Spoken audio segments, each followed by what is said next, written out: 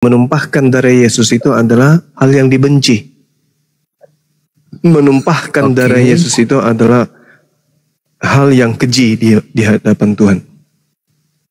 Nah, kenapa kemudian hal yang dibenci oleh Tuhan justru dijadikan sebagai simbol keselamatan oleh orang Kristen? Kenapa dan mengapa? Jawab.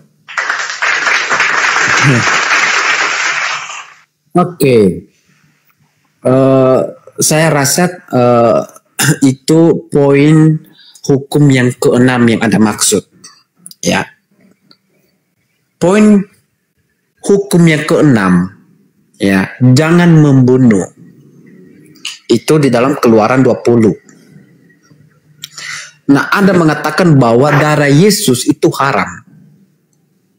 Nah, sedangkan Yesus dibunuh. Nah, jawabannya itu ada di Yohanes 3 nomor 16. Ya. Nggak ada tentang pembunuhan di situ, nggak ada. Yohanes 3 itu bukan masalah pembunuhan. Yohanes 3 itu kemudian justru mengatakan percaya kepada Yesus. Yesus mengatakan, "Guru, apa yang harus aku lakukan supaya saya memperoleh hidup yang kekal?" Apa kata Yesus? "Jangan kau membunuh."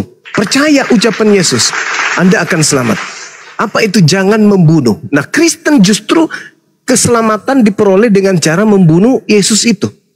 Ini yang pertanyaan saya, jangan dibolak-balik ke sana kemari.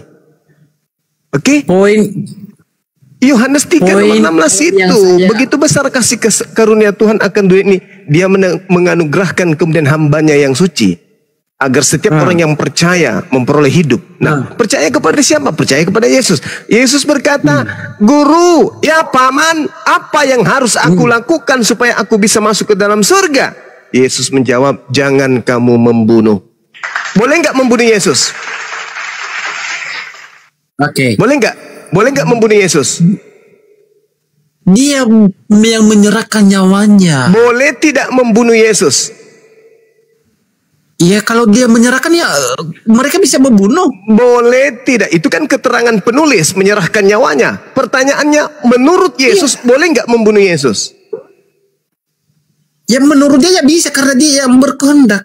Mana dalilnya pengakuan Yesus? Kalau Anda membaca Yohanes 8 nomor 40, Yesus justru bersumpah dan kemudian mengingkari, bahkan mengutuk orang-orang yang ingin membunuhnya dengan mengatakan pengikut setan. Di mana dalilnya? Iblislah yang menjadi bapakmu. Iya, di mana dalilnya itu? Yohanes 8. Membunuh itu di mana dalilnya adalah iblis? Yohanes 8:44. Oke, Yohanes 8. Oke, Yohanes 8. Yes. 44. Anda baca.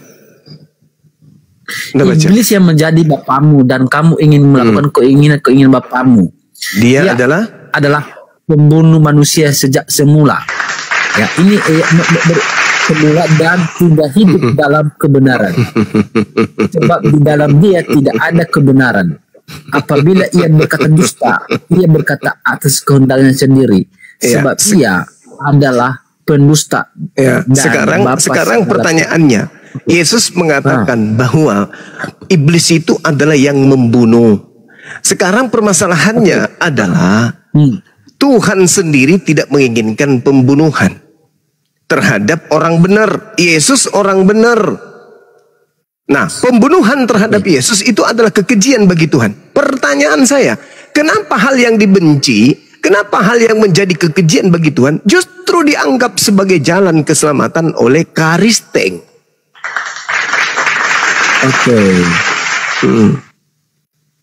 Kenapa mesti harus melalui kematian?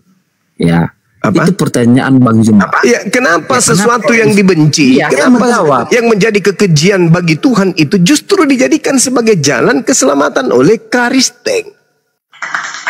Kematian, ya, pembunuhan itu merupakan sesuatu hal yang dilarang oleh Tuhan. Bagus. Itu hukumnya ke-6. Betul itu.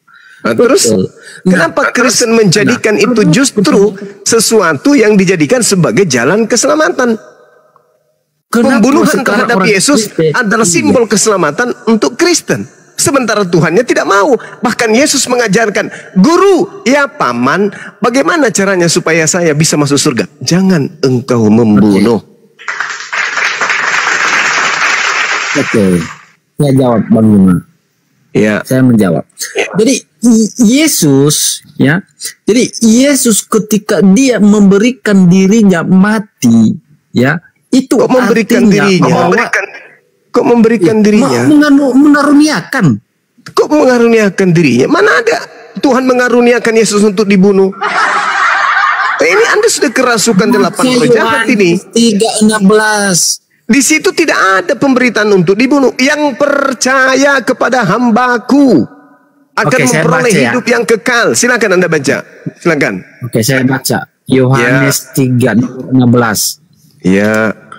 Karena begitu besar kasih Allah akan dunia ini sehingga ia telah mengaruniakan hambanya yang suci. Anaknya tunggal.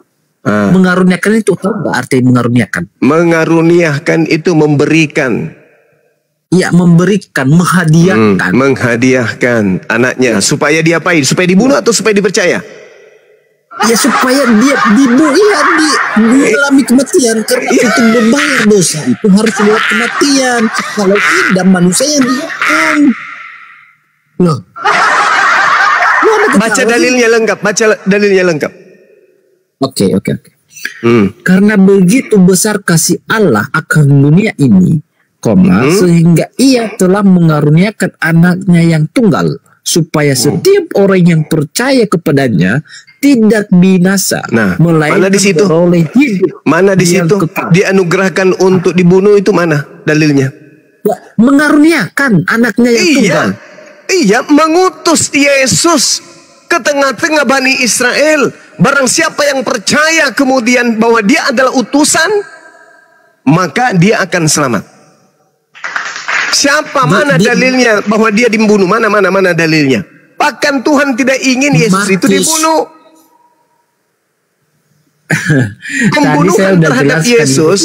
Pembunuhan terhadap Yesus itu adalah kekejian dan hal yang dibenci oleh Tuhan. Betul atau betul? Itu bukan kekejian sebenarnya. Karena Yesus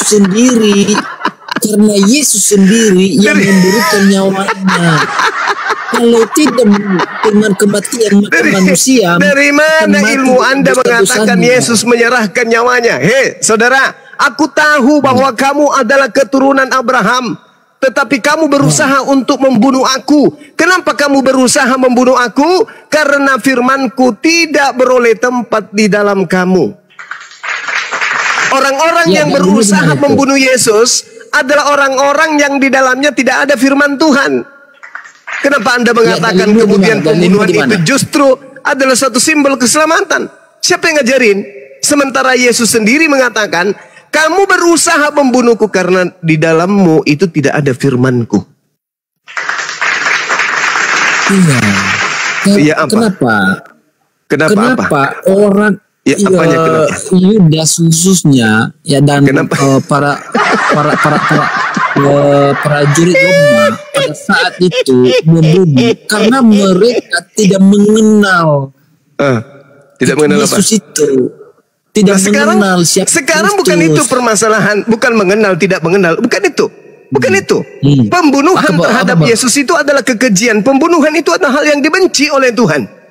Nah, kenapa kemudian pembunuhan yang dibenci oleh Tuhan justru dijadikan sebagai jalan keselamatan oleh oteng? Kenapa? Karena lewat kematian. Karena kematian. Kematian hanya disitulah ada keselamatan, di mana satu orang berbuat justru kematian Yesus itu hal dibenci. Hei kawan, kematian Yesus itu adalah hal yang dibenci oleh Tuhan. Kok jadi keselamatan? Keselamatan dari setan. Oke. Siapa yang memberikan keselamatan dengan membunuh Yesus? Siapa yang memberikan keselamatan? Siapa yang menjanjikan keselamatan dengan membunuh orang benar, orang suci kayak Yesus? Siapa? Loh, saya banyak tentang kematian. Saya banyak. Kamu berbicara apa lagi nih? Kok jadinya ke Yesaya banyak? Ya, itu Tidak kan ada dalil, tidak ada dalil. Kematian Yesus. Mana, di mana? Kematian Yesus itu adalah hal yang dibenci. Pembunuh Yesus itu adalah orang-orang yang tidak beroleh firman di dalam dirinya. Kok Anda katakan kematian Yesus itu adalah suatu kebenaran? Kematian Yesus itu adalah sesuatu yang diinginkan oleh Tuhan atau dibenci oleh Tuhan? Jawab. Kenapa Yudas itu dirasuki oleh iblis? Apa hubungannya? Pertanyaan saya, kematian Yesus itu hal yang dibenci Tuhan atau hal yang disukai oleh Tuhan? Jawab. Dia yang memberikan nyawanya. Ya, alamak. Begitu besar kasihnya, karena dia kembali lagi ke situ. Yesus itu diutus oleh Tuhan untuk dipercayai sebagai apa? Sebagai juru selamat, penebus dosa. Juru selamat. Terus kenapa dijadikan korban? Dijadikan tumbal sebagai orang terkutuk. Kenapa? Karena dengan satu manusia jatuh dalam dosa, dengan juga satu manusia menebus manusia. Manusia yang tidak berdosa itu Maria, karena dia kepenuhan Roh Kudus. Kalau Yesus itu berdosa, keledainya orang. Dia tidak berdosa. Memanggil ibunya dengan panggilan perempuan. Bung, berbohong di dalam Yohanes 3 nomor 13. Tidak ada orang yang pernah naik ke surga melainkan aku. Bohong, dusta. Berdosa dia itu. Kalau Anda mengatakan itu bahwa dia harus jadi korban, ada orang suci. Kalau orang suci justru nggak boleh dibunuh. Tadi saya sudah mengatakan samamu, Amsal 6 nomor 16. 6 perkara yang dibenci oleh Tuhan, bahkan 7 kekejian di dalam hatinya. Salah satunya adalah menumpahkan darah orang yang tidak bersalah. Pertanyaan saya, menumpahkan darah Yesus itu hal yang disuka oleh Tuhan atau dibenci oleh Tuhan? Kalau Yesus yang memberikan itu karena begitu besar kasihnya. Di mana Yesus memberikan Cahayu? Aku tahu bahwa kamu adalah keturunan Abraham, tetapi kamu berusaha untuk membunuh aku. Kenapa kau berusaha membunuh aku? Karena dalilmu di mana itu? Dalilmu di mana? Saya lihat. Iya, dalilmu di mana? Iya. Enggak, saya kalau saya memahami Anda itu hanya memotong kata-kata yang mendukung pernyataanmu. Jadi kita harus Loh. Pertanyaan sederhana saya, kamu tidak jawab ini yang keempat kalinya. Pembunuhan terhadap Yesus ini yang keempat. Pembunuhan terhadap Yesus itu hal yang dibenci oleh Tuhan atau disukai oleh Tuhan? Kalau dia yang memberikan nyawanya, bukan suatu hal. Saya tidak tanya itu. Yang saya tanya, pembunuhan terjadi terhadap Yesus itu hal yang dibenci atau itu hal yang disukai oleh Tuhan? Sesama manusia itu tidak boleh berhak membunuh, karena yang berhak mencabut nyawa manusia itu adalah Tuhan. Saudara, pertanyaan saya, pembunuhan yang terjadi terhadap Yesus itu hal yang dibenci oleh Tuhan atau disukai Tuhan? Ini yang kelima kalinya loh. Iya, saya paham pertanyaanmu. Dibenci atau disukai oleh Tuhan? Kalau pembunuhan itu dibenci oleh Tuhan. Dibenci. Berarti kalau pembunuhan itu dibenci oleh Tuhan, kenapa hal yang dibenci Tuhan justru dijadikan sebagai alasan Kristen untuk masuk ke dalam surga? Ayo. Karena tanpa kematian Yesus, maka kematian itu adalah hal yang dibenci, Cahayu. Kematian itu adalah hal yang dibenci. Kenapa kemudian dijadikan sebagai alat untuk nebus dosa? Kenapa disebut sebagai alat penebus dosa? Karena kalau tidak ada kematian Yesus, maka manusia itu mati akan dosanya. Berarti hal yang dibenci Tuhan ini, hal yang dibenci bermanfaat bagi Kristen, begitu? Ketika Berarti Kristen dengan iblis ini bedanya apa coba? Hah? Bedanya iblis dengan Kristen ini apa? Hal yang dibenci oleh Tuhan justru bermanfaat bagi Anda. Itu maksudnya apa? Justru apa? Justru gini. Justru kematian Yesus yang memberikan keselamatan kepada manusia, karena manusia itu udah mati. Kematian Yesus itu adalah hal yang dibenci. Kok jadi menyelamatkan kalian? Kematian Yesus memulihkan hubungan manusia dengan Tuhan. Bukankah dengar. Mendamaikan pembunuhan terhadap Yesus adalah hal yang dibenci oleh Tuhan. Pertanyaan saya, pembunuhan terhadap Yesus ini menghapuskan dosa atau melahirkan dosa? Menghapuskan dosa lah. Oh, berarti pembunuhan ini hal yang disukai Tuhan. Sesuatu karena manusia itu udah mati karena dosanya kan. Apa ini? Apa ini? Karena aslinya dia tidak kematian mau, Yesus. Kematian Yesus itu, maka dia kematian Yesus ini mendatangkan dosa atau mendatangkan kebaikan? Yang mendatangkan kebaikan, menghapus dosa. Oh, iya. Jadi jelas. Membunuh orang benar itu menghapuskan dosa. Karena dia memberikan dirinya. Lalu kenapa Yesus mengatakan jangan engkau membunuh? Kalau mau selamat ke surga jangan membunuh. Harusnya ketika Yesus ditanya, Guru, ya Paman, apa yang harus aku lakukan supaya aku bisa masuk ke dalam surga? Harusnya Yesus menjawab, bunuhlah aku.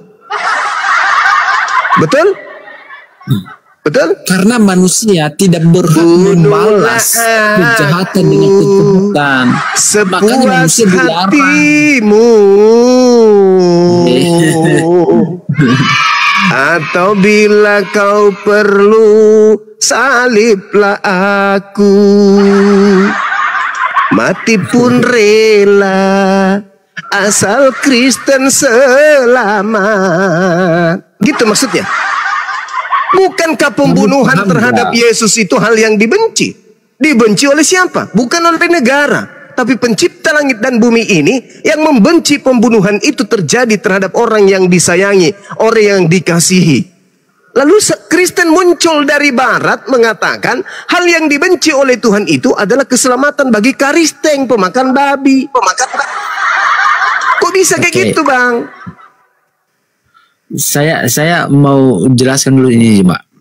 Yang pertama, manusia itu dilarang membunuh karena manusia itu tidak berhak atas nyawa. Dilarang membunuh.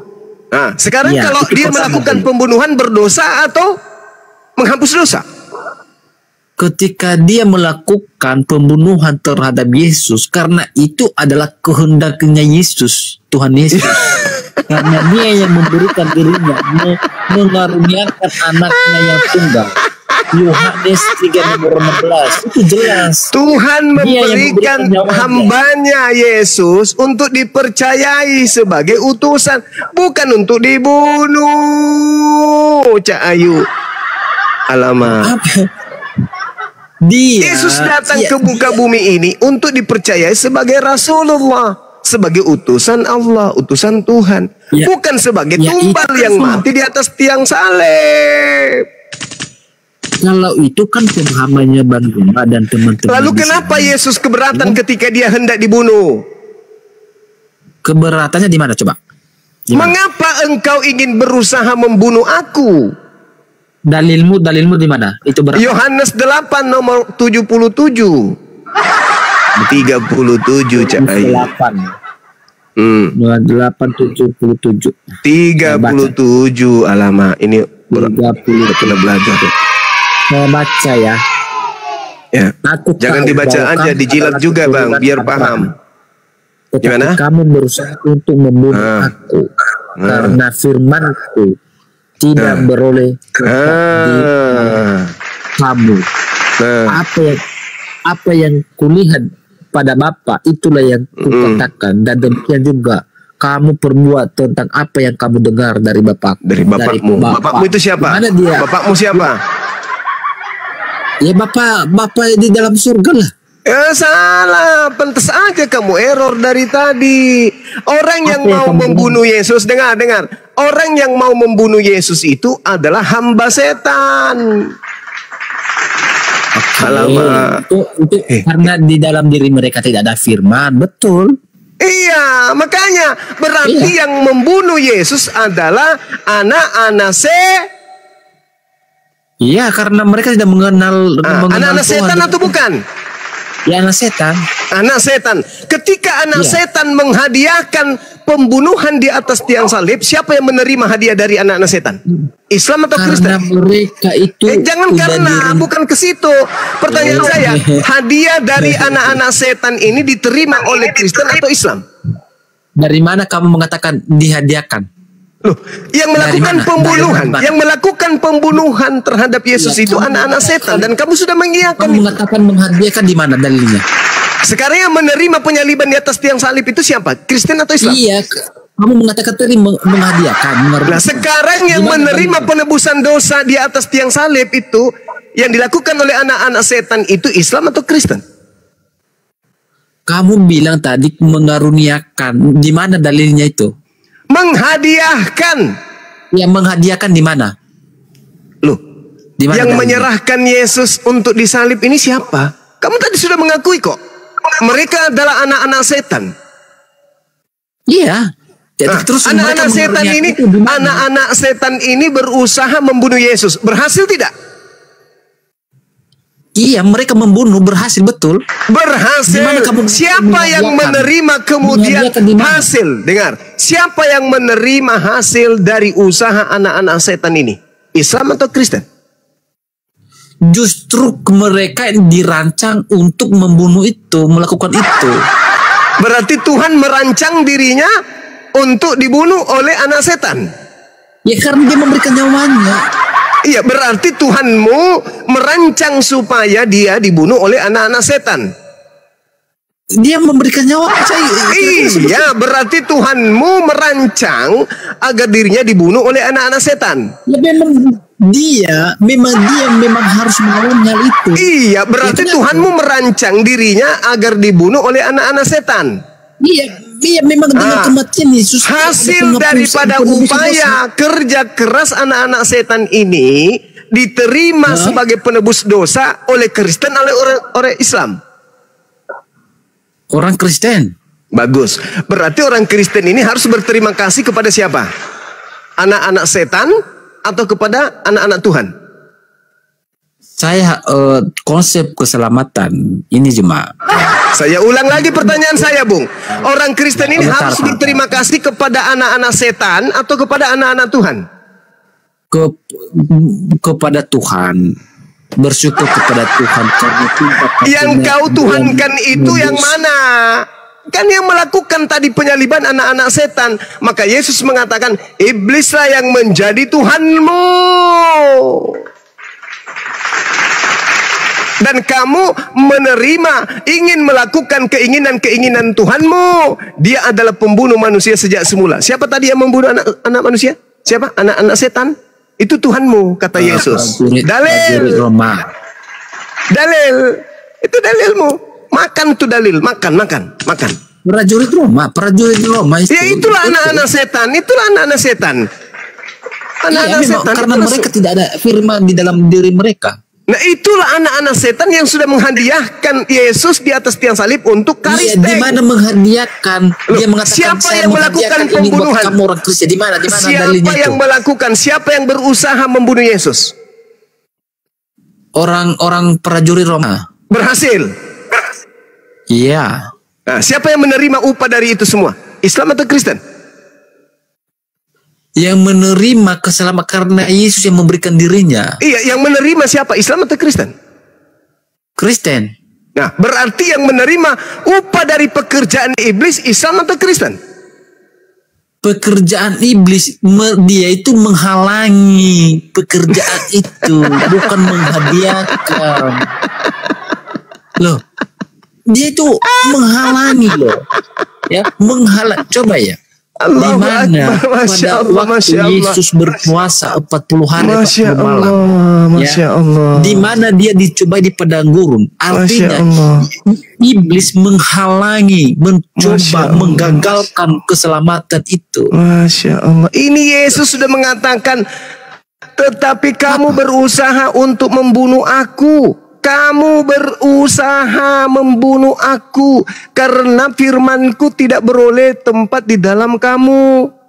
Iya, iblis berarti itu yang berusaha membunuh Yesus ini tidak ada firman, berusaha menghalangi itu. Tidak ada firman di dalam diri mereka sehingga mereka ingin membunuh Yesus. Tadi kamu sudah mengiyakan itu bahwa orang-orang ini berusaha, orang-orang ini berusaha membunuh Yesus. Karena di dalam tidak ada firman di dalam diri mereka. Tidak ada firman. Berarti kalau tidak ada firman Bapa di dalam dirinya, keinginan siapa sampai dia ingin membunuh Yesus? Keinginan bapaknya. Siapa bapaknya? Iblis. Iblis. Iblis. Berhasil tidak anak-anak iblis ini? Berhasil tidak anak-anak iblis ini membunuh Yesus? Iya, sampai mati, betul. Berhasil. Karena mereka dibutakan oleh mata mereka. Sekarang siapa yang menerima hasil dari kerja anak-anak iblis? Iblis Kristen atau Islam? Begini, pekerjaan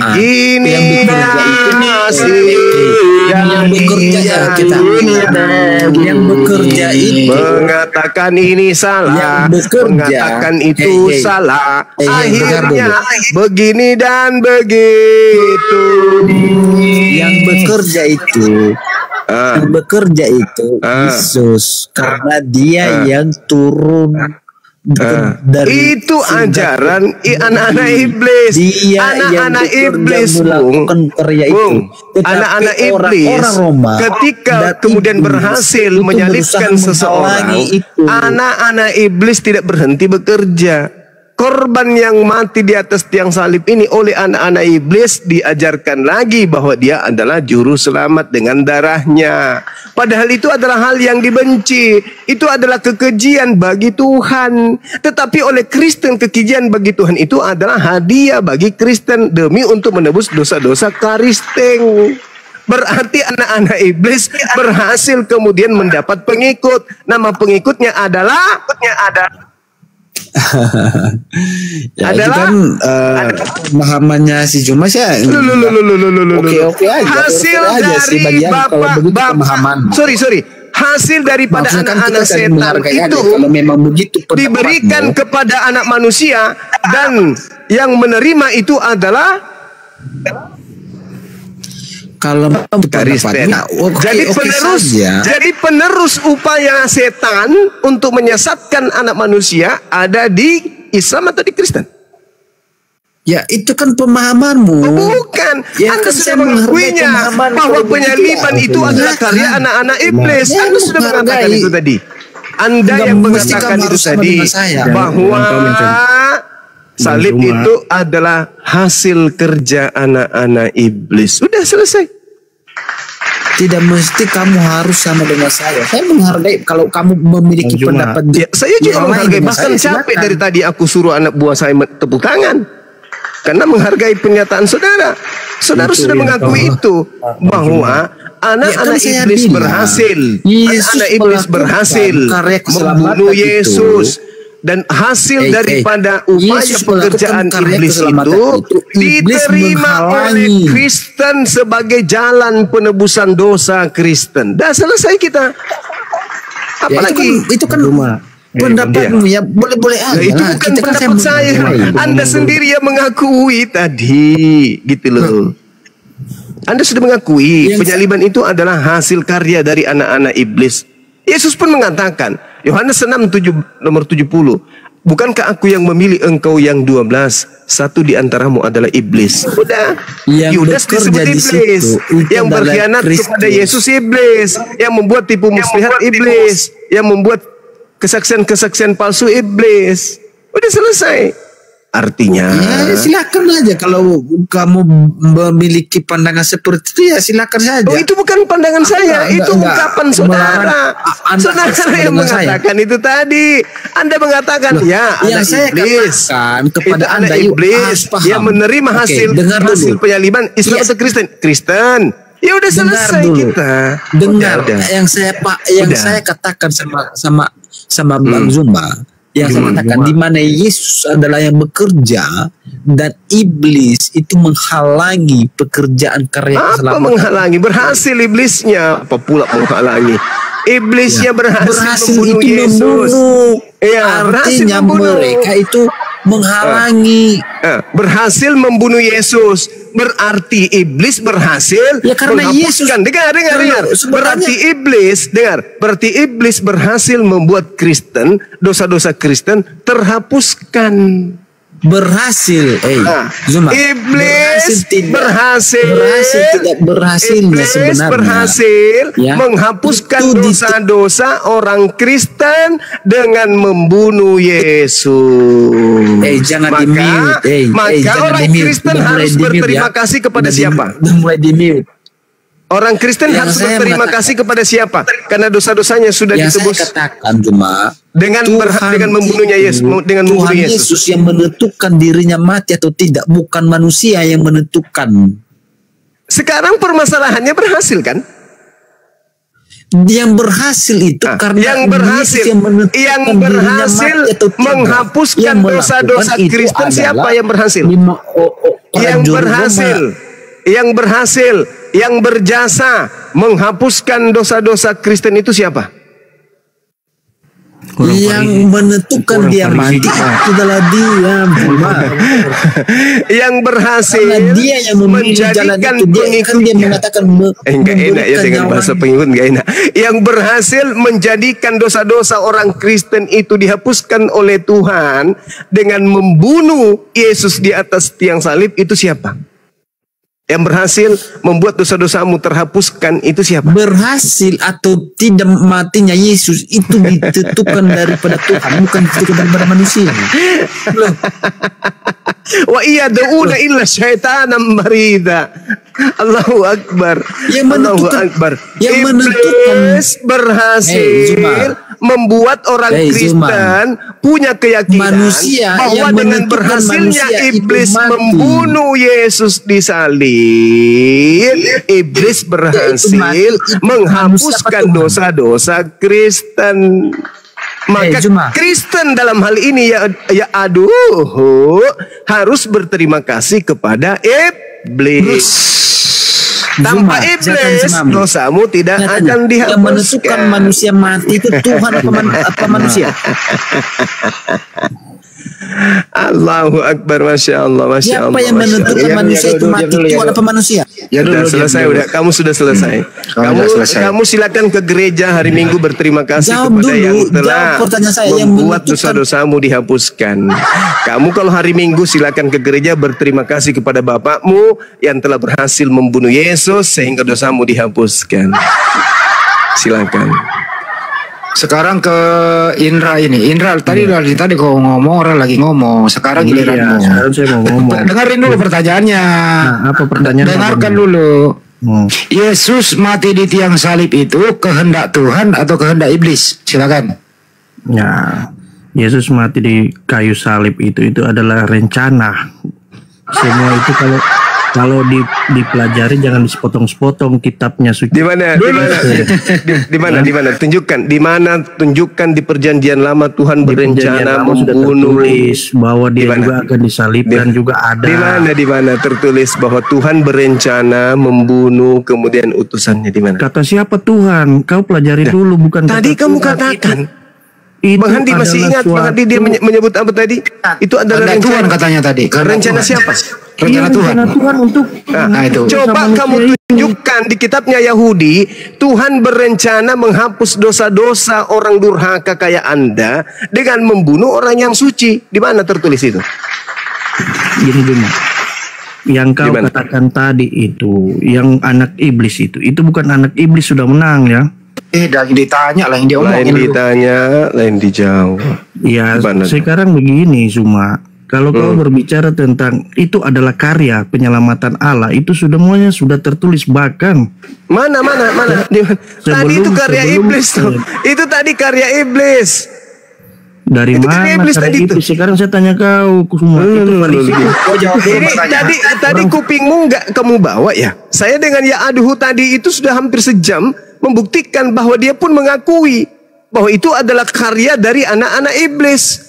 Penyaliban itu adalah karya dari anak-anak iblis. Dan itu memang betul. Coba Anda lihat di Yohanes 8:37.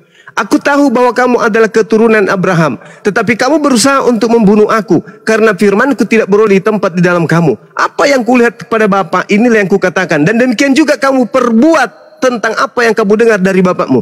Apa yang kau dengar dari bapakmu? Bunuhlah Yesus. Ada nggak perintahnya bunuhlah Yesus dari Bapa Elohim? Ada, tunjukkan di mana. Tapi menurut Yesus, yang berkehendak melakukan pembunuhan manusia pertama kali itu adalah iblis. Siapa itu? Siapa punya bapak itu? Yang mau melakukan pembunuhan demi dosa waris. Bapaknya siapa? Bapaknya Kristen kan? Siapa itu bapaknya Kristen menurut Yesus? Yang menginginkan pembunuhan. Siapa? Hoi! Siapa yang menginginkan pembunuhan? Bapak Elohim atau bapak si setan? Kata Yesus, iblislah yang menjadi bapakmu. Ayo. Iblis yang menjadi bapakmu. Bapak yang mana? Apa tanda-tandanya? Dia membunuh manusia sejak semula. Siapa sekarang menjadi anak-anak setan? Yang bapaknya menginginkan pembunuhan terhadap manusia. Jadi kamu itu bukan anak-anak Tuhan, kamu itu anak-anak, kata Yesus, iblislah yang menjadi bapakmu. Berarti kamu adalah anak iblis. Sederhana pun. Ayo. Makanya Yesus mengatakan kepada kalian, enyahlah kalian daripadaku, kalian semua adalah pembuat kejahatan. Aku tidak mengenal kalian. Emang enak digituin sama Yesus? Enak digituin, enak. Capek-capek kau menyembahnya, ujung-ujungnya kau diusir, enak digituin. Enggak kan kawan? Enggak kan? Nah, oleh karena itu, mari belajar Bible dengan ilmu. Pelajari Bible dengan akal. Itu masih ada kesempatan. Saudara-saudara Kristenku dimanapun kalian berada, masih ada kesempatan. Pelajari Bible itu baik-baik. Pelajari. Kan tidak ada larangan. Baik Islam, mau Hindu, mau Buddha, nggak ada larangan kan belajar Bible. Apalagi Kristen, itu kitab kalian. Pelajarilah baik-baik Bible itu. Tapi dengan standar akal, kawan. Jangan doktrin, jangan dogma. Ya, Al-Quran saya jelas mengatakan apa? Terinci pun terkait itu. Allah mengatakan, A'udzubillahi minasyaitonirrajim. Innama jazaa'ul ladina yuharibunallah wa rasulahu wa yas'auna fil ard. Ini kata Tuhan saya. Hukuman bagi orang-orang yang memerangi Allah, memerangi Rasulnya, dan membuat kerusakan di bumi hanyalah dibunuh atau disalib. Ulangan 21 nomor 22. Hukuman bagi orang yang melakukan dosa besar adalah disalib. Galatia 3 nomor 13. Yang dibunuh digantung di salib itu adalah orang terkutuk dengan cara kutuk. Ayo, apakah mungkin iblis berhasil membunuh anak Tuhan? Tidak mungkin. Berarti yang dibunuh adalah orang fasik. Berarti iblis menghadiahkan untuk kalian orang fasik yang mati di atas salib. Bukan orang suci. Karena orang suci nggak mungkin dibunuh. Yang dibunuh itu adalah orang terkutuk. Berarti iblis membunuh orang terkutuk di atas tiang salib untuk dihadiahkan kepada pengikut-pengikutnya. Iblislah yang menjadi bapakmu. Dan kamu mau melakukan keinginan-keinginan bapakmu. Bapakmu ini adalah pembunuh manusia sejak semula. dan bapakmu ini tidak hidup dalam kebenaran. Bapakmu ini hidup di dalam dia tidak ada kebenaran, sebab bapakmu ketika berkata, ia berkata atas kehendaknya sendiri, sebab bapakmu adalah pendusta dan bapak segala dusta. Tuh. Iblis berhasil memberikan korban berupa orang terkutuk di atas salib untuk kalian tuhankan. Ayolah saudara-saudaraku, mari kita berpikir, mari kita renungkan kebenaran ini. Ini Bible yang mengatakan itu. Aku ngomong dulu, bisa nggak kau diam dulu? Iya, silakan.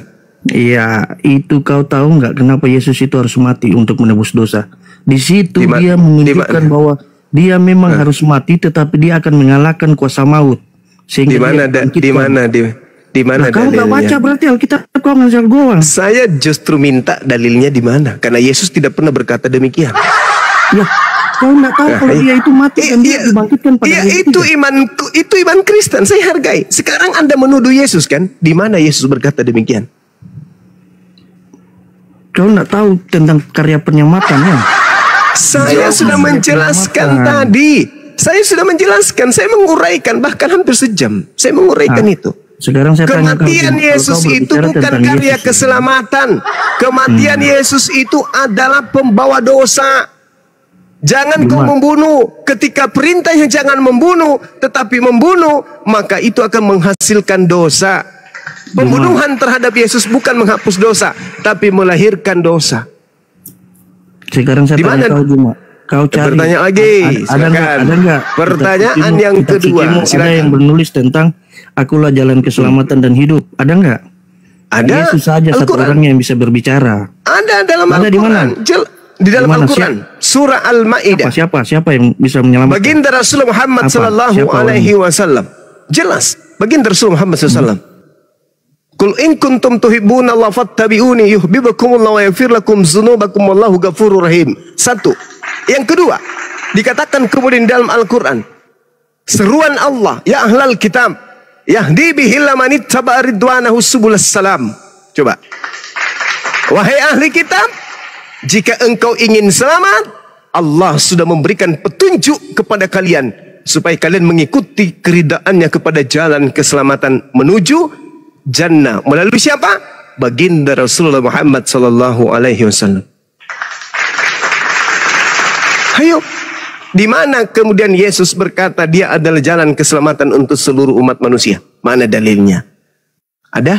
Tidak ada. Nehi berica ketum berjahe. Gak ada itu.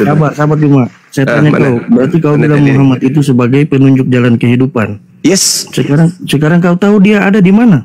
Mati nggak dia? Rasulullah Muhammad sallallahu alaihi wasallam, dengarkan. Nggak sekarang dia? Allahu Akbar, Masya Allah. Dengarkan, di dalam Al-Quran dikatakan kemudian dia bisa bangkit lagi. Dulu lu bertanya bro. Wala tahsabanna alladhina qutilu fi sabilillah amwata. Pertanyaan saya, pernah tidak kau membaca di dalam Biblemu Yesus bertemu dengan Musa? Jawab.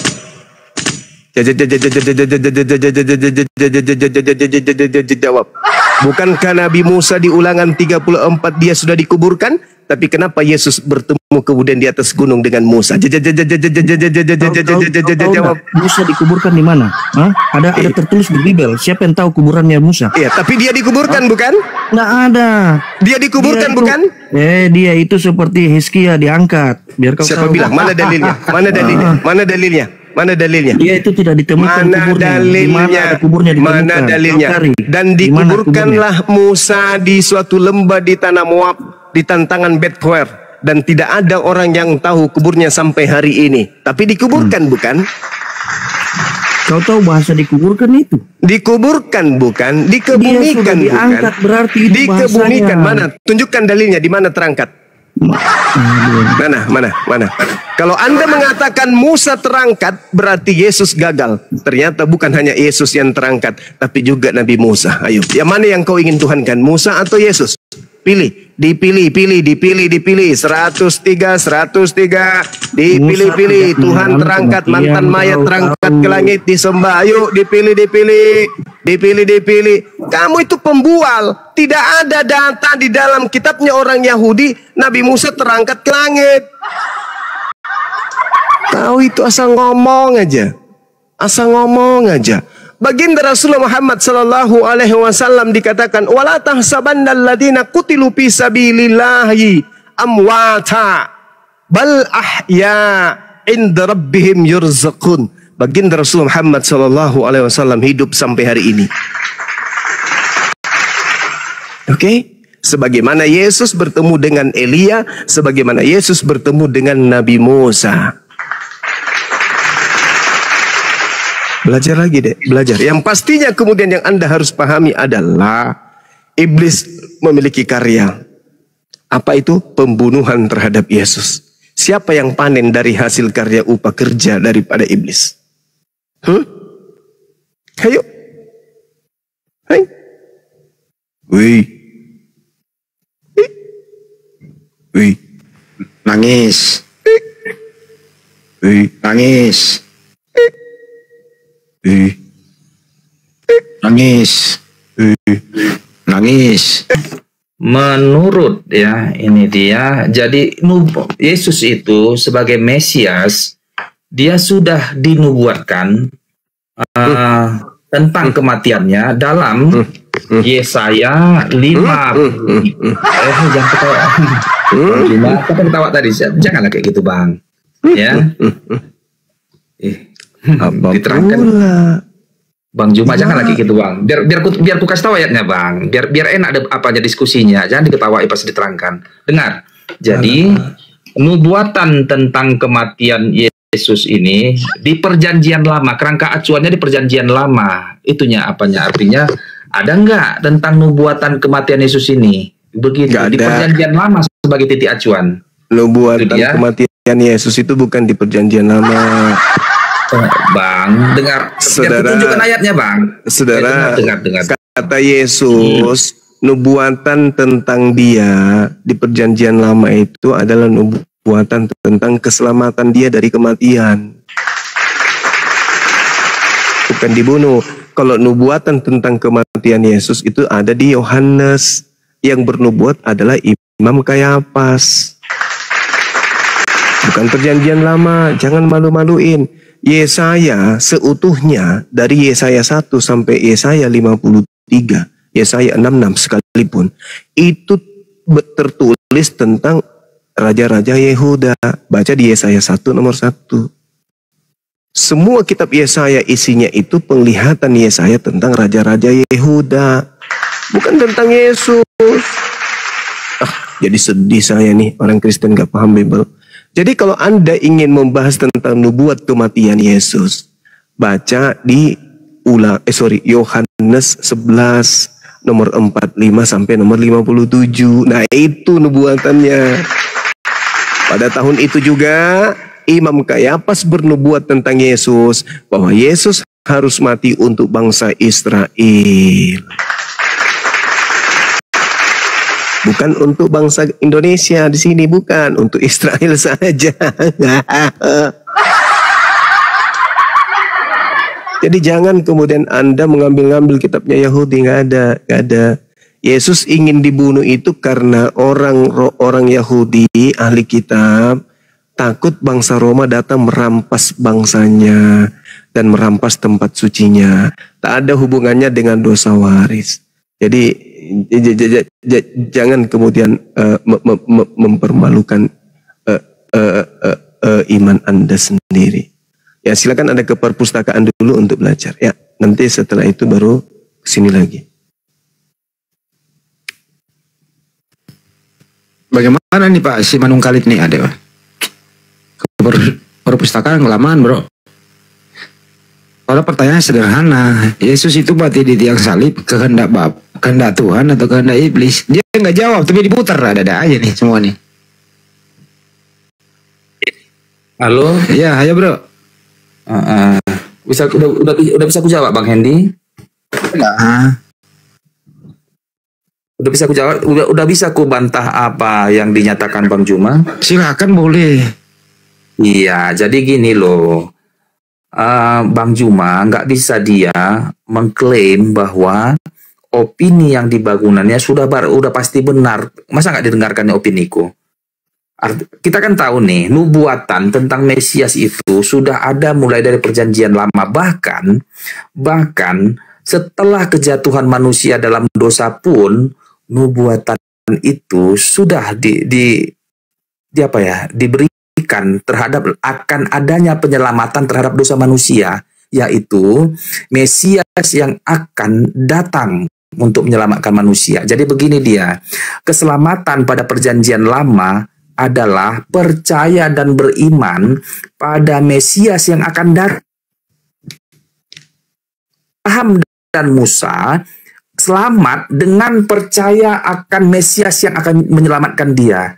Tetapi aku percaya mundur ke belakang. Aku percaya pada Mesias yang telah mati di kayu salib. Itulah imanku yang menyelamatkan aku. Nah, pada perjanjian lama di Yesaya 53 ayat 3 itu tertulis. Jadi dia kenapa dibuat ketawa, Bang? Dengar, tetapi dia tertikam. Ini Yesaya 53 ayat 5 ya.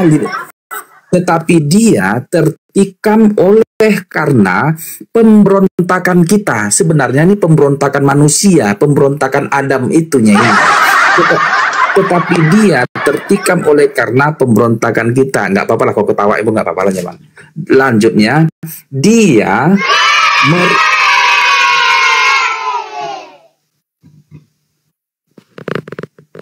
udah. Ini dia, ini ku catat karena nggak bisa ku apakan. Apa ini lupa aku nih, oleh karena kejahatan kita. Tadi aku agak apa, sebentar dulu ya.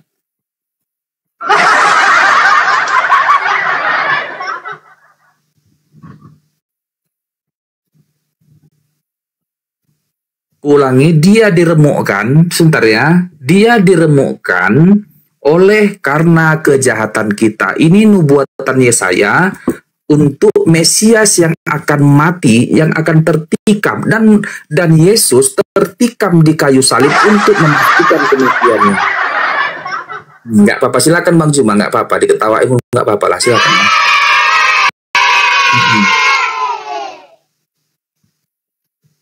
Jadi satu lagi tentang itu, Eli tadi ada. Tadi teman saya tadi, teman Kristen itu, kenapa Yesus minta tolong? Macam dia apa aja lemah kali dia minta tolong. Sebenarnya perkataan Eli lama sabatani itu, Allahku, mengapa engkau meninggalkan aku? Itu nubuatan daripada udah di Mazmur. Mazmur itu ada tadi tertulis itu. Kalau nggak salah saya itu dia, halo? 22:8. Mazmur 22 ya, Mazmur 22 ayat kalau nggak 16 atau ayat 16. Judulnya itu Eli lama sabatani, artinya Yesus menyatakan itu artinya adalah dia menggenapi nubuatan daripada Daud. Tetapi ingat, dan kata-kata terakhir Yesus sebelum dia menghembuskan napas atau menyerahkan nyawanya kepada Bapa, Yesus mengatakan sudah selesai. Artinya apa sebenarnya sudah selesai ini? Apa maksud Yesus menyatakan sudah selesai? Artinya sudah selesai semua, digenapi semua nubuatan tentang penyelamatan manusia. Sudah selesai tugas penyelamatan itu, bahwa bahwa kematiannya itu sudah menggenapi dan menyelamatkan manusia, sudah bersih manusia ini dari dosa, tapi dengan syarat yang beriman pada dia, pada kematiannya.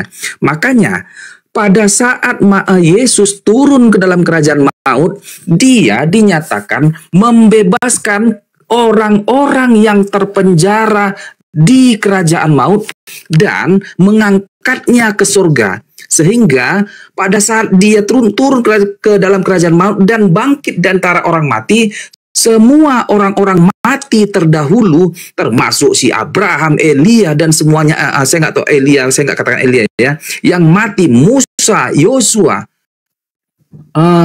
Yeremia yang tertahan di dalam kerajaan maut, di Firdaus, di bawah Firdausnya pun diangkat ke surga bersamaan dengan orang-orang beriman itu.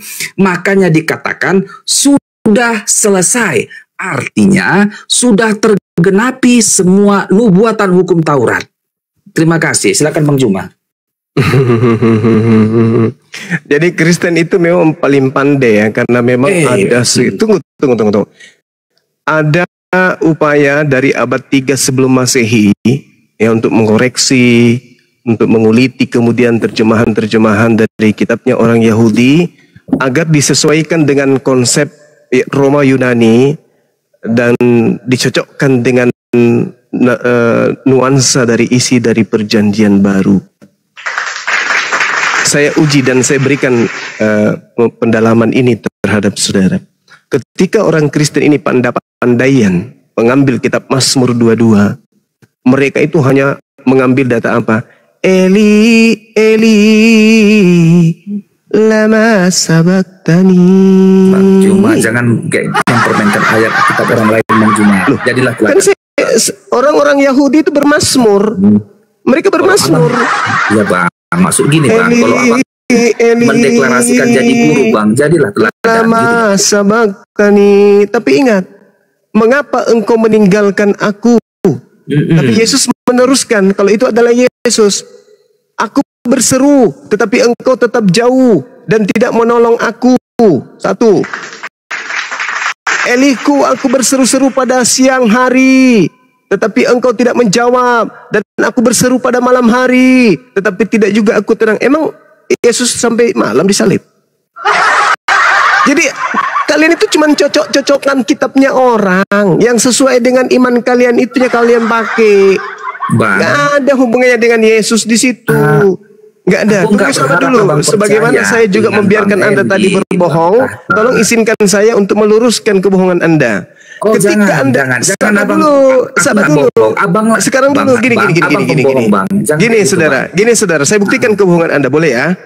Bang, saudara, ketika saya mengatakan saya akan buktikan kebohongan Anda, harusnya Anda bangga karena ini adalah jalan keselamatan buat saudara. Gitu, Oke, Anda mengatakan bahwa kematian Yesus di atas tiang salib itu sudah dinubuatkan di kitab Yesaya, betul? Betul. Yang paham kitab Yesaya Anda atau Yesus? Aduh Bang, jangan pertanyaan. Kutanya dulu. Yang paham kitab Yesaya Anda atau Yesus? Ya, kok jadi pertanyaanmu salah? Oh, harus gitu dong. Jawab dong. Yang paham, yang mengerti tentang kitab Yesaya, Yesus atau Anda? Jawab dong. Jawab dulu. Yang paham kitab Yesaya itu untuk dirinya Anda atau Yesus? Jangan, pertanyaanmu salah, nggak bisa dijawab itu. Bukan berarti Anda ingin mengatakan bahwa Anda lebih paham dari Yesus? Bang, jangan bermain dialektika. Enggak. Saya akan memberikan data bukti bahwa Yesus lebih paham. Bung, dengar. Kamu itu hanya pengikut orang Barat. Yesus yang punya kitab. Pertanyaan saya, yang paham tentang kitab Yesaya itu bahwa itu untuk Yesus atau Anda? Halo Bang, jangan buat gitu pertanyaan. Kenapa? Itu mencekik leher Anda rupanya. Itu mencekik leher Anda. Pertanyaan Abang itu Anda dengan sesumbar mengambil kitab Yesaya 53 untuk Yesus katanya. Sesumbar itu namanya. Sedangkan Yesus tidak pernah. Pertanyaannya yang substansi, jangan dialektika. Ini sangat substansi. Kenapa? Karena Yesus nanti yang menerangkan. Itulah kalau otak tidak dipakai terlalu banyak makan babi, otak tidak berfungsi. Pertanyaan saya, yang lebih paham tentang kitab Yesaya, saudara, tanya dulu. Oke. Saya sederhanakan pertanyaannya, karena saya tahu ini pertanyaan mencekik leher Anda. Saya sederhanakan. Pada hari aku paham betul. Pada hari Sabat di tempat kelahiran Yesus senantiasa masuk ke bait suci membaca kitab apa? Jawab. Kalau abang bertanya tentang yang tertulis kemarin apa itu di Alkitab itu, dia membuka kitab Yesaya, benar. Nah, bagus. Tepuk tangan dulu. Yang di bawah tepuk tangan, yang di YouTube tepuk tangan. Bahwa Yesus, dengar dulu Bang, sabar kita gantian. Bahwa Yesus pada hari Sabat di tempat kelahirannya dia senantiasa masuk ke dalam bait suci membaca kitab Yesaya, bukan kitabnya Paulus, bukan kitabnya Lukas, bukan kitabnya Yohanes, bukan kitabnya Markus. Ya iyalah Bang, orang Oke. Ya iyalah Bang. Oke. Ya iyalah Bang. Oke. Saya lanjutkan. Berarti dengar. Berarti Yesus paham tentang kitab Yesaya, betul? Ya sudah pasti, dia guru, dia paham betul itu. Oke. Kemudian Anda datang kemudian mengusung penyaliban Yesus itu sudah ada dinubuatkan di dalam Yesaya 53 dan Anda mengatakan bahwa Tuhan sudah merencanakan, betul? Ya, maksudnya apa tadi? Tuhan sudah merencanakan menubuatkan pembunuhan terhadap Yesus, betul? Ya dong. Yesaya 53 nubuatkan? Ya dong. Ya. Bagus. Ya. Itu nubuat. Berarti Yesaya 53 ini firman Tuhan kan? Firman Tuhan. Betul. Mari kita lihat, buktikan. Mari kita buktikan kebohongan gereja yang sudah 2000 tahun. Kita buktikan. Pelan-pelan. Sabar. Saya buktikan.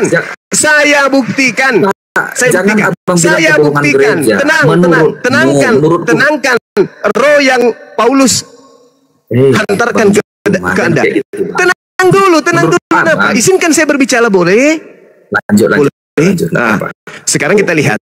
Teman-temanku saksikan ya.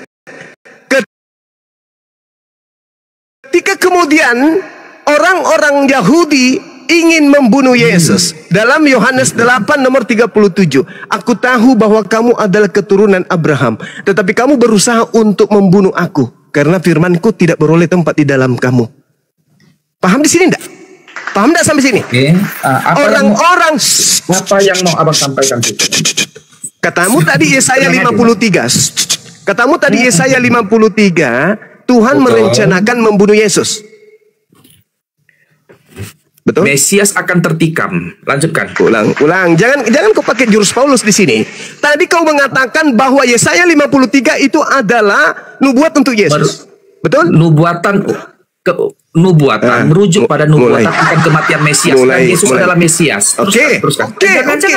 Gak usah kau pelintir-pelintir kayak Paulus. Sekarang permasalahannya adalah dengar. Ketika orang-orang Yahudi dengar. Ketika orang Yahudi ingin mempraktekkan Yesaya 53, kenapa Yesus menuduhnya bahwa kamu tidak memperoleh firman di dalam dirimu?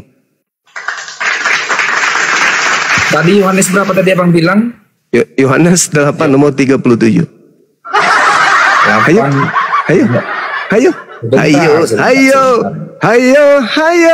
baca Bible. Biar kau sehat. Biar baca ayatnya Bang Juma ya. Silakan. Keturunan Abraham. Aku tahu bahwa kamu adalah keturunan Abraham. Yes. Oke, lanjut lagi aku ya. Tetapi kamu berusaha untuk membunuh aku karena firmanku tidak beroleh tempat di dalam kamu. Oke. Pertanyaan saya. Upaya membunuh Yesus itu untuk menggenapi nubuatan. Menurut kamu? Berarti kalau Yesaya 53 nubuat untuk Yesus, berarti upaya membunuh Yesus adalah upaya menggenapi firman Tuhan yang ada di dalam Yesaya 53. Berarti orang-orang yang ingin membunuh Yesus adalah orang-orang yang memperoleh firman di dalam dirinya karena dia ingin mengaplikasikan nubuatan tersebut agar tergenapi. Betul atau betul? Oh tidak, bukan begitu konsepnya ini Bang. Jangan salah paham. Kenapa tidak? Salah. Kenapa tidak? Ini namanya miskonsepsi terhadap penafsiran ayat. Kenapa tidak? Bukankah pembunuhan terhadap Yesus itu nubuatan?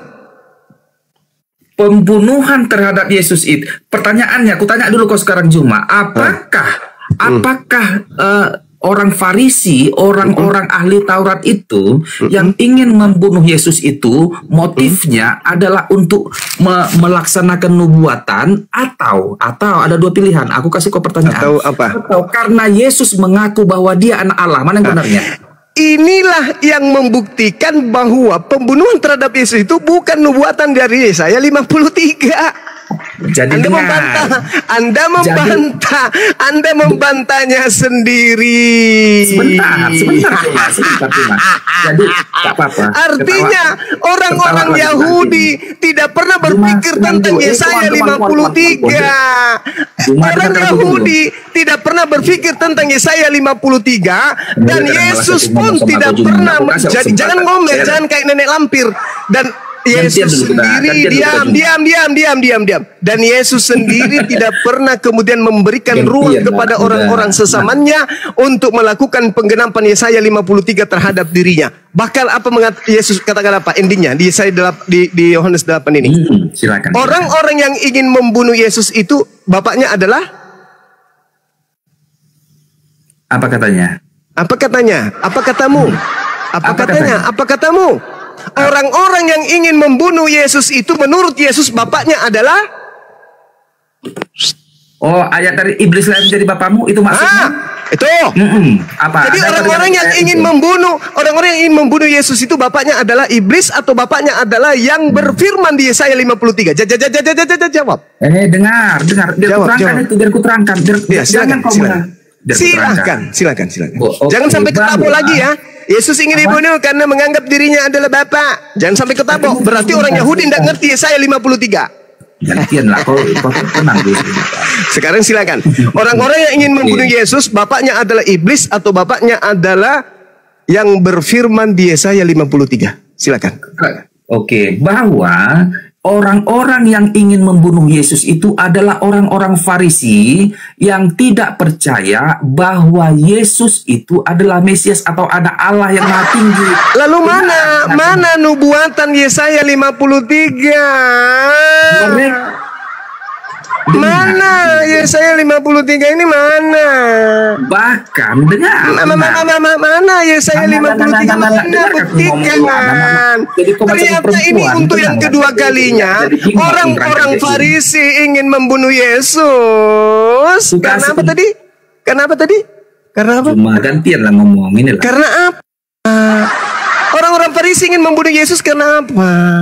Karena Yesus mengaku bahwa dia anak Allah. Berarti bukan karena Yesaya 53? Bukan. Lalu Yesaya 53 bukankah itu adalah pernyataan-pernyataan dengan bilur-bilurnya? Kok enggak seimbang dengan nubuatan ini? Kok justru kamu membantah kemudian dengan nubuatan yang kau karang-karang sendiri? Nubuatan yang dikarang-karang gereja kok justru membantah dirinya sendiri? Dengar. Ayo. Dengar. Jadi siapa yang hendak engkau tipu di sini? Karena mereka kenapa? Mereka kenapa? Orang Farisi itu orang Farisi percaya bahwa tidak mungkin Mesias lahir dari Nazaret. Lalu mana nubuatannya yang ingin digenapi mana? Bukankah orang Farisi itu adalah ahli kitab tanah? Dulu, kawan. Kutanya dulu saudara, bukankah orang Farisi itu ahli kitab tanah? Pertanyaan esensinya cuma dengar. Saudara, bukankah orang Farisi itu di antara seluruh suku Bani Israel, di antara seluruh kemudian sekte di Israel, sekte yang paling paham tentang kitab tanah itu sekte apa? Kalau itu aku nggak bisa jawab. Kenapa? Jawab dong. Aku nggak berani menjawab yang di luar. Di antara seluruh sekte yang ada di Yerusalem, sekte yang paling paham tentang kitab tanah itu apa? Saduki? Yang Farisi? Yang mana? Taurat adalah orang Farisi cuma. Orang Farisi. Mana kemudian mereka memahami kitab Taurat ketika kemudian ingin membunuh Yesus berdasarkan dengan nubuatan tadi? Kitab tanah Yesaya mana? Buktikan. Buktikan sama saya. Aku bingung lihat pertanyaan mana apanya. Yang paham tentang kitab tanah itu ente Karisting atau orang Farisi?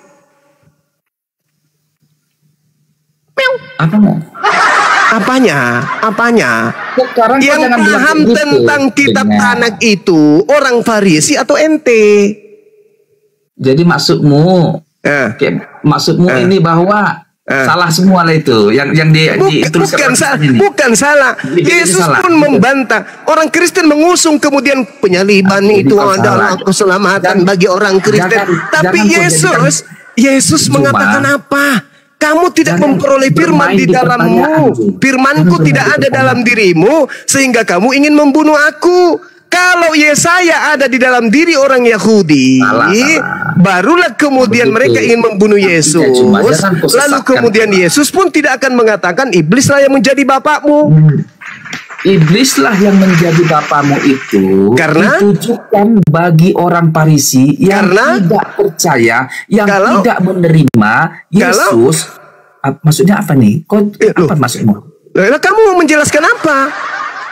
Kan kau bilang tadi iblis, kutanya dulu kau iblis sekarang. Menjadi bapak mereka karena mereka ingin membunuh Yesus. Dengar dulu, salah, bukan kayak gitu. Loh. Karena mereka dengarkan anak kecil, dengarkan.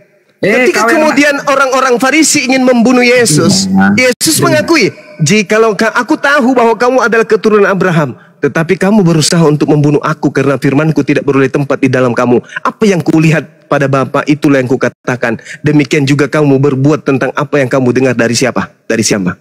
Siapa yang membisikkan kemudian agar membunuh Yesus? Siapa? Yang bernubuat? Yang bernubuat Yesaya. Bung.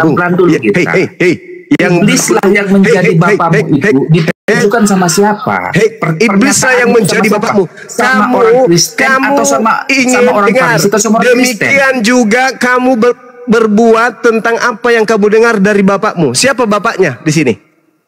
Siapa bapaknya? Satu problem belum dijelaskan, udah konekkan lagi. Enggak. Yesus mengatakan begini, apa yang kulihat dari Bapa. Dengar. Makanya dengar. Kalau ilmu masih minim, lebih baik banyak mendengar. Yesus berkata, apa yang kulihat dari Bapakku, itu yang aku katakan. Demikian juga kamu berbuat apa yang kamu dengar dari Bapakmu. Oke? Nah, apa yang didengarkan oleh kemudian Yesus itu yang dikatakan. Nah, orang-orang yang ingin membunuh Yesus juga mendengar sesuatu dari bapaknya. Bapaknya yang ingin membunuh Yesus ini siapa? Inilah dia. Inilah dia. Apalah mau kau simpulkan situ?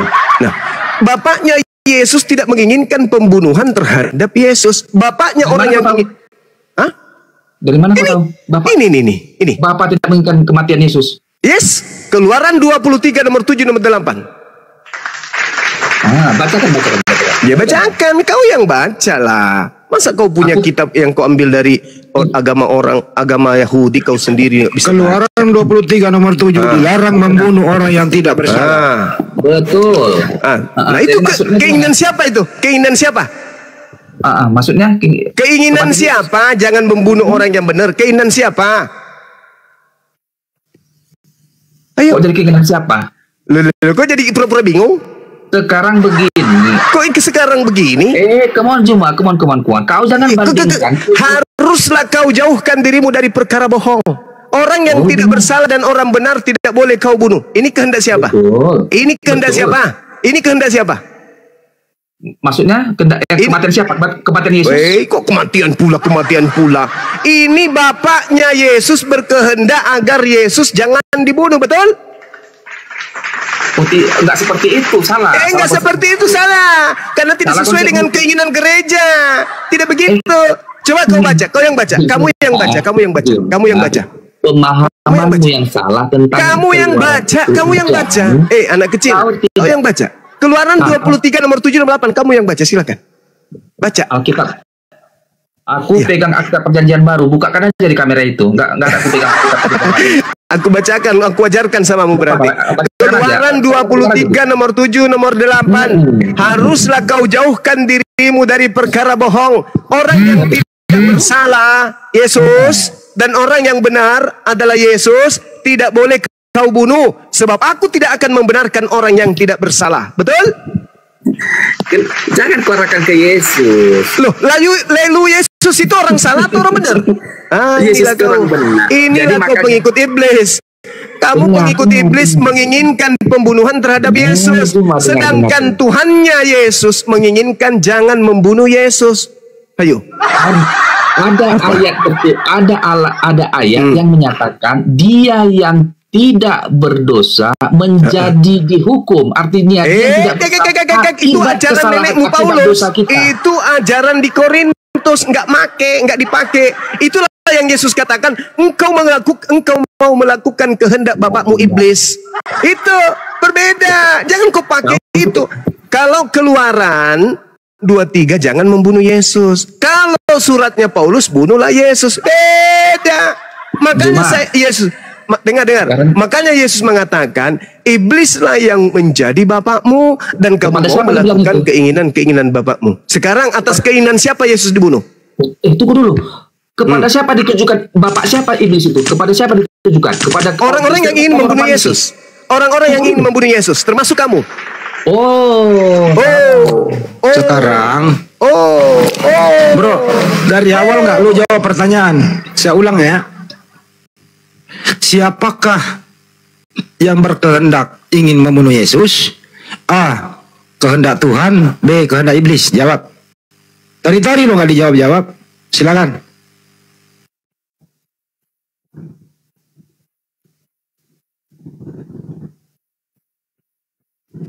Susah kali ya waktu ini pakai akalnya ya banyak ya. Kenapa ya? Yes, karena mereka adalah anak-anak dari yang menginginkan pembunuhan terhadap orang benar. Siapa dia? Iblis lah yang menjadi bapakmu. Tuh kata Yesus. Tadi Juma, aku dengar kau bilang Galatia 3 ayat 13. Kau ambil ini untuk membenarkan argumenmu. Tapi ya, untuk menyadarkan kamu bahwa yang kau sembah itu adalah makhluk terkutuk. Sekarang ditanya dulu kau. Galatia ini, surat Galatia ini kau pakai atau enggak ini? Itu suratnya Paulus bisikan makhluk yang datang kepadanya dengan mengatakan yang mati digantung di atas tiang salib itu adalah orang terkutuk. Betul atau betul? Sekarang kok betul atau betul? Jawab dulu, betul atau betul? Kau percaya? Betul atau betul? Jangan saya, kamu yang harus percaya. Itu bukan kitab saya. Itu semua ayat yang tertulis di Alkitab itu aku percaya. Oke, Al-Quran saya juga mengatakan itu. Wa iyad'una illa syaitanam marida. Yang kalian sembah itu adalah setan yang terkutuk. Khusus untuk Galatia ini kau percaya gitu? Loh, kitabmu mengatakan bahwa yang digantung di atas tiang salib itu adalah orang yang terkutuk. Quran saya juga mengatakan hal demikian. Bahkan di Al-Maidah ayat 33 yang disalib itu adalah orang yang membenci Tuhan pencipta langit dan bumi dan membenci Nabi Isa alaihissalam. Surat Galatia abang percaya, Korintus abang nggak percaya, Wahyu abang nggak percaya gitu. Loh, masalahnya yang menuliskan itu bukan Nabi, bukan Rasul. Dia mengatakan apa? Bahwa yang digantung di atas tiang salib itu adalah orang terkutuk. Al-Quran saya mengatakan yang disalib itu adalah orang yang membenci Nabi Isa dan membenci para rasul dan membenci pencipta langit dan bumi. Jadi surat yang nggak abang percaya, surat Galatia. Lu kok jadi saya percaya? Hei saudara, saya tidak percaya. Kitabmu itu saya tidak percaya, Bung. Saya percaya Quran. Kalau abang nggak percaya, kenapa abang pakai jadi referensi? Karena saya sedang berdiskusi dengan pemegang kitab. Oke, kitab Anda sendiri yang menampar Anda kiri kanan, bolak-balik atas bawah. Bang, kalau abang nggak percaya nggak boleh abang jadikan rujukan. Tidak bisa kayak begitu. Tidak bisa kayak begitu. Ketika saya dengar saudara, ketika saya membuktikan sebuah kesesatan, maka alat untuk sabar dulu. Maka bukti untuk membuktikan kesesatan itu adalah materi-materi dari kesesatan itu sendiri. Untuk membuktikan sebuah uang itu adalah palsu, maka yang menjadi materi pembuktian adalah uang palsu itu sendiri. Jadi kacau pemikiran Anda. Jangan oleh karena Anda ketampar oleh Bible, justru Anda mengatakan pernyataan seperti itu memuakkan bagi orang yang mendengarkan. Paham tidak? Paham tidak? Sekarang Yesus mengatakan, sabar dulu. Yesus mengatakan, iblislah yang menjadi bapakmu. Kenapa Yesus mengatakan iblis yang menjadi bapak orang-orang ini? Karena orang ini ingin menyelamatkan Yesus atau orang ini ingin membunuh Yesus? Jawab. Ayo, menanglah kau bang. Aku bukan cari menang. Bukan bang. masalah menang atau tidaknya.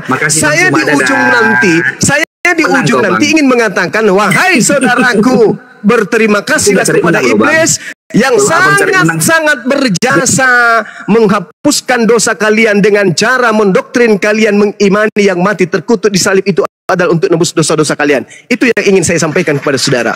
Anda harus berterima kasih kepada iblis. Kabur dia. Nggak ada yang kick ya, kabur sendiri dia. Pusing kepalanya. Maha benar Allah dengan segala firman-Nya, Masya Allah.